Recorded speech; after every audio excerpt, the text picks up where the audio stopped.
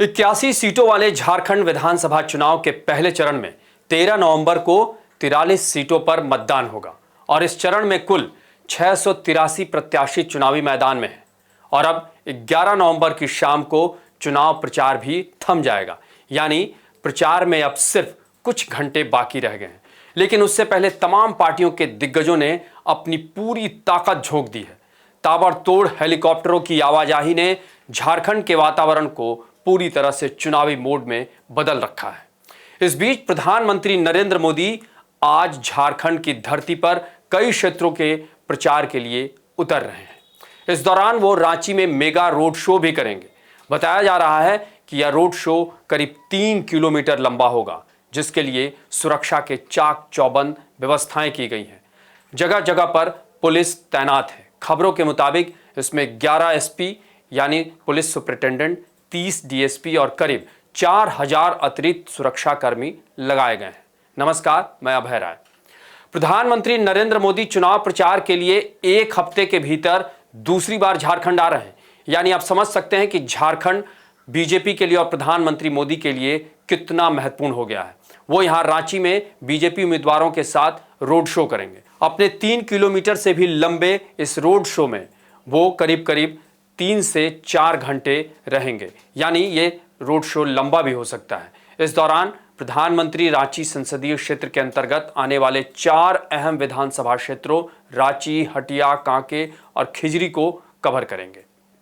इस दौरान स्थानीय कलाकार भी पारंपरिक छऊ नृत्य के जरिए पीएम का स्वागत करेंगे। इस तरह की बात कही जा रही है। पीएम मोदी का रोड शो ओटीसी ग्राउंड से शुरू होकर पिस्का मोड़, मेट्रो गली, दुर्गा मंदिर होते हुए रातू रोड चौक पर खत्म होगा। रांची में प्रधानमंत्री नरेंद्र मोदी का रोड शो होगा। उससे पहले प्रधानमंत्री मोदी 12 बजे बिरसा मुंडा एयरपोर्ट पहुंचेंगे। उसके बाद कुछ सभाओं को संबोधित करने के बाद उनका ये रोड शो है और वो वापस शाम को दिल्ली लौटेंगे।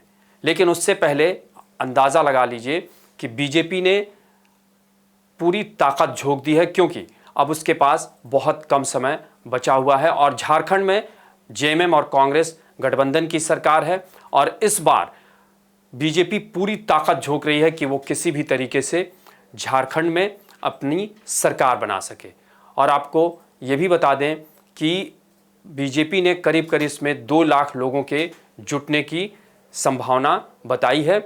और आपको पहले चरण में जो चुनाव हो रहे हैं वो दक्षिणी छोटा नागपुर, उत्तरी छोटा नागपुर, पलामू और कोल्हान प्रमंडल के अधिकांश सीट हैं। और यहाँ तमाम दल जो हैं के लिए सबसे बड़ी चुनौती निर्दलीय उम्मीदवार बने हैं। लेकिन माना जा रहा है कि मुख्य मुकाबला एनडीए और इंडिया गठबंधन के उम्मीदवारों के बीच ही होगा।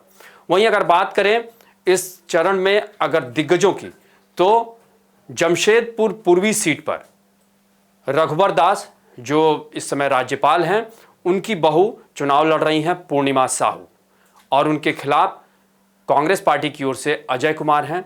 वहीं जमशेदपुर पश्चिम सीट पर जेडीयू की तरफ से, यानी जो बीजेपी गठबंधन है उसकी तरफ से सरयू राय चुनाव लड़ रहे हैं। पिछली बार सरयू राय ने रघुवर दास के खिलाफ मोर्चा खोला था और बीजेपी को बहुत नुकसान पहुंचाया था। इसी तरह अगर देखा जाए तो एक और सीट है जो सबसे महत्वपूर्ण है, वो है सरायकेला सीट, जहां से चंपई सोरेन उम्मीदवार हैं। उस सीट पर भी पहले चरण में चुनाव होगा और वो इस बार बीजेपी से चुनाव लड़ रहे हैं, जबकि पिछली बार वो जेएमएम से चुनाव लड़े थे और जेएमएम ने उन्हें मुख्यमंत्री तक का सफर तय कराया, लेकिन वो पार्टी छोड़कर बीजेपी में शामिल हो गए। यानी कुल मिलाकर अगर हम देखें तो इस बार का जो पहले चरण का चुनाव है वो काफ़ी महत्वपूर्ण है और इसके लिए बीजेपी पूरी ताकत लगा रही है और इस चरण में ज़्यादा सीटें भी हैं। यानी कुल मिलाकर अगर देखें तो प्रधानमंत्री आज अपने इस मेगा रोड शो और सभा के द्वारा बीजेपी के पक्ष में ज़बरदस्त प्रचार करने उतर रहे हैं। आपको हमारी रिपोर्ट कैसी लगी उसे कमेंट बॉक्स में ज़रूर बताएं और अन्य खबरों से अपडेट रहने के लिए बने रहे हमारे साथ, क्योंकि हम हैं बुलंद भारत टीवी, ताकत आपकी।